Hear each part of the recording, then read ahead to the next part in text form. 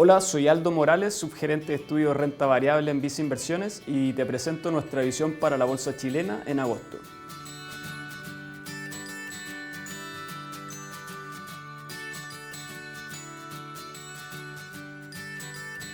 En julio la bolsa chilena registró una caída de 1,8% en pesos y de 5,6% en dólares, acumulando 4 meses consecutivos en terreno negativo y corrigiendo en torno a 15% desde los niveles máximos de corto plazo observados en abril de este año. Julio en particular fue un mes bastante negativo, tanto para los índices accionarios de mercado emergentes que se vieron afectados principalmente por mayores restricciones a la movilidad en China. Lo mismo ocurrió con los índices de mercados latinoamericanos, que tuvieron retornos negativos en dólares producto de la incertidumbre política y la fuerte depreciación de sus monedas.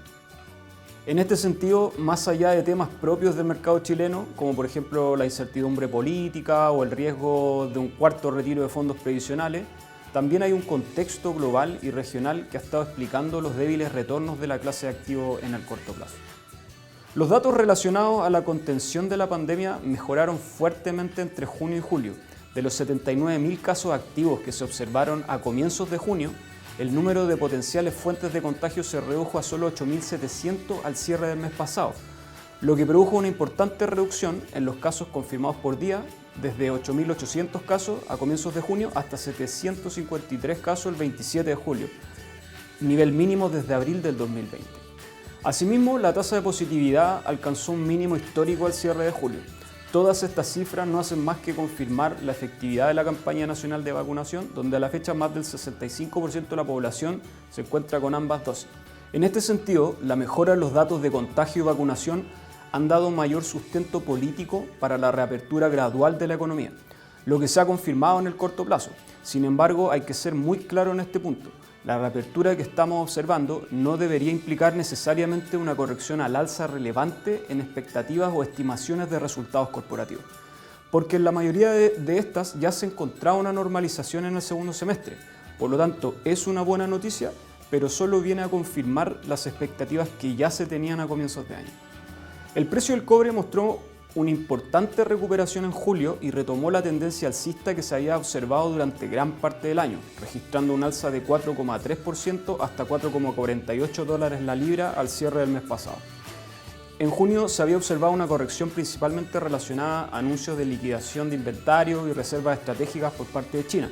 Sin embargo, hacia el cierre de julio, el cobre se vio favorecido por el sesgo expansivo observado en la última reunión de la Fed, a lo que se sumó el ruido de corto plazo respecto a una potencial paralización de Minera Escondida, principal yacimiento mundial de cobre, en medio de negociaciones sindicales.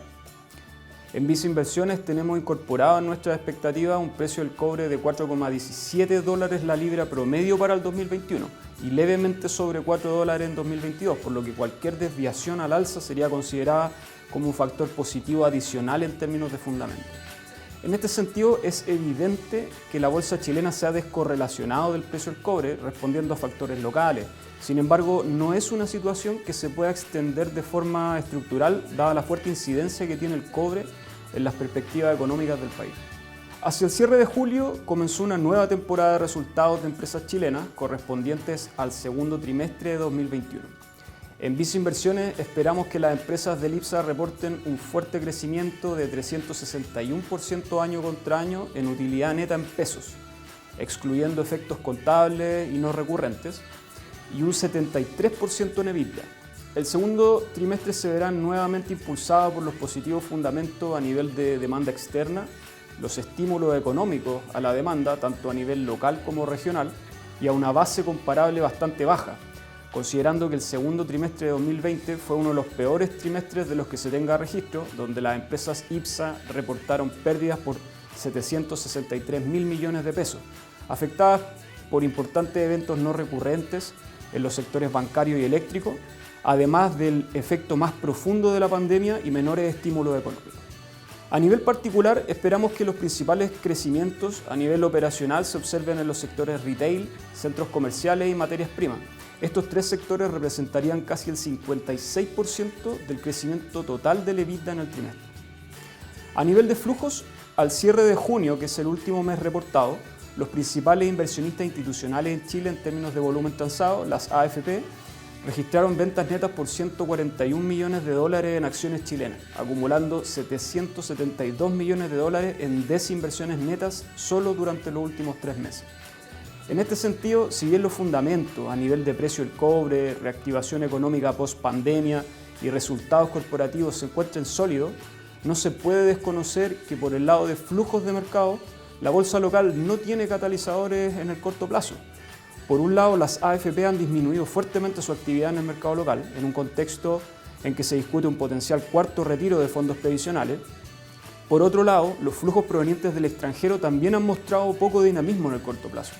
Primero porque Chile pesa bastante poco dentro de los índices globales y regionales, y segundo porque al ser este un año eleccionario, hay inversionistas que prefieren esperar a ver cómo se desarrollan ciertos riesgos de tipo político regulatorio antes de tomar decisiones de inversión.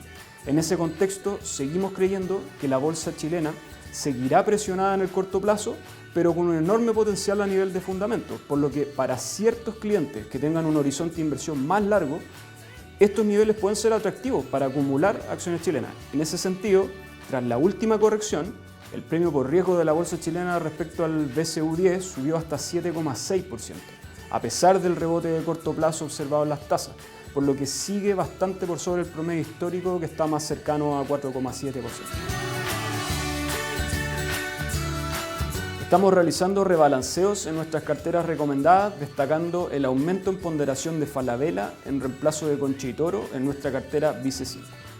Estamos realizando reordenamientos tácticos en nuestras carteras, destacando el aumento de ponderación en Falabella, que sube desde la 6ª posición de nuestra cartera Vice 10 a la 3ª posición de nuestra cartera Vice 5. En julio, Falabella corrigió un 9,8% en pesos, siendo superada ampliamente por el IPSA.